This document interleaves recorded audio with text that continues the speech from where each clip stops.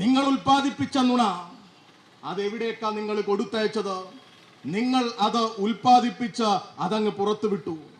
അത് പുറത്തുവിട്ടപ്പോ ആ നുണ ഏറ്റെടുത്തു കേരളത്തിന്റെ പ്രതിപക്ഷ നേതാവ്.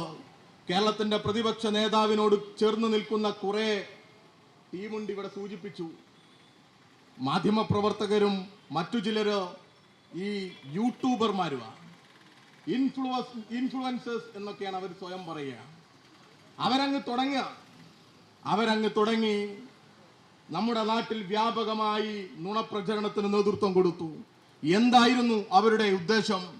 അവരുടെ ഉദ്ദേശം നാളെ ഒരു അപകടമുണ്ടായാൽ, നാളെ ഒരു പ്രതിസന്ധി ഉണ്ടായാൽ ആ പ്രതിസന്ധിയിൽ ഈ നാടിനെ സഹായിക്കാൻ, നാടിനെ ചേർത്ത് പിടിക്കാൻ ഇവിടെ ഈ യൗവനം ഇറങ്ങരുത് എന്നാണോ നിങ്ങൾ ഉദ്ദേശിച്ചത്?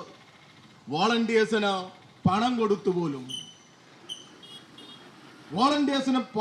പോലും ഇവർ കൊടുത്ത റിപ്പോർട്ടാ.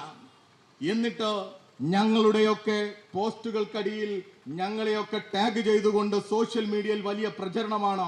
ഡിവൈഎഫ്ഐക്കാർ പണത്തിന് വേണ്ടിയായിരുന്നു വയനാട്ടിൽ പോയി രക്ഷാപ്രവർത്തനത്തിന് ഏർപ്പെട്ടത് എന്ന്. എന്താ നിങ്ങൾ ഉദ്ദേശിക്കുന്നത്? നിങ്ങൾ ഉദ്ദേശിക്കുന്നത് ഈ സമൂഹത്തിൽ നുണകൾ അങ്ങ് പ്രചരിപ്പിക്കണം എന്നുള്ളതാ. നമുക്കറിയാം ഗീബൽസിനെ കുറിച്ച്. പോൾ ജോസഫ് ഗീബൽസ്, ജർമ്മനിയിലെ ഗീബൽസ് നാസിസ്റ്റ് സ്വഭാവമുള്ള ഹിറ്റ്ലറോട് ചേർന്ന് നിൽക്കുന്ന ഗീബൽസ് ഒരു നുണ ആവർത്തിച്ച് 100 തവണ പറഞ്ഞാൽ അത് ജനം സത്യമായി ധരിച്ചുകൊള്ളും എന്ന് കരുതുന്ന ആളാണ്. എന്നാൽ അതിനോട് മത്സരിക്കുന്ന തരത്തിൽ ഇന്ന് കേരളത്തിന്റെ ഗീബൽസായി മാറുകയാണ് VD സതീശൻ എന്ന് പറയുന്ന പ്രതിപക്ഷ നേതാവ്. കേരളത്തിന്റെ ഗീബൽസായി മാറുന്ന പ്രതിപക്ഷ നേതാവിനോട് ഞങ്ങൾക്ക് പറയാനുള്ളത്, നിങ്ങൾ ഈ നുണ ആവർത്തിച്ച് പറഞ്ഞ് ഈ സമൂഹത്തിൽ ഡിവൈഎഫ്ഐയെയും പൊതുപ്രവർത്തകരെയും എല്ലാം ആക്ഷേപിക്കാൻ നിങ്ങൾ മുതിർന്നാൽ നിങ്ങൾ വിചാരിക്കുന്നത് പോലെ ഈ ജനം അതിനെ അംഗീകരിക്കില്ല.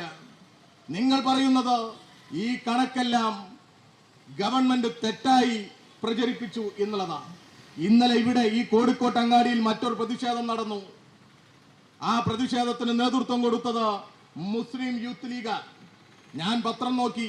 ഇന്നലത്തെ പത്രത്തിൽ നല്ല വൃത്തിയിൽ കളർ ഫോട്ടോയിൽ മനോരമക്കാർ കൊടുത്തിട്ടുണ്ട് ഒരു പ്രാദേശിക മുസ്ലിം യൂത്ത് ലീഗിന്റെ പ്രവർത്തനത്തെ. എന്തിന്റെ പ്രവർത്തനാണോ അവര് നടത്തിയ പ്രവർത്തനം ഗവൺമെന്റ് കണക്ക് തെറ്റായി കൊടുത്തു, അതിനാ പ്രതിഷേധം. നോക്കൂ നിങ്ങൾ, ഇതാ ഇവരുടെ ഉദ്ദേശം. ഈ നുണ അങ്ങ് ഇറക്കി വിട്ട് കഴിഞ്ഞാൽ ഈ നുണ അങ്ങ് പടർന്നുകൊള്ളും. റോട്ടിലിറങ്ങുന്ന ഡിവൈഎഫ്ഐക്കാരനെ നോക്കി പുച്ഛത്തോടുകൂടി ഈ സമൂഹം നോക്കും എന്നാ ഇവർ കരുതുന്നത്.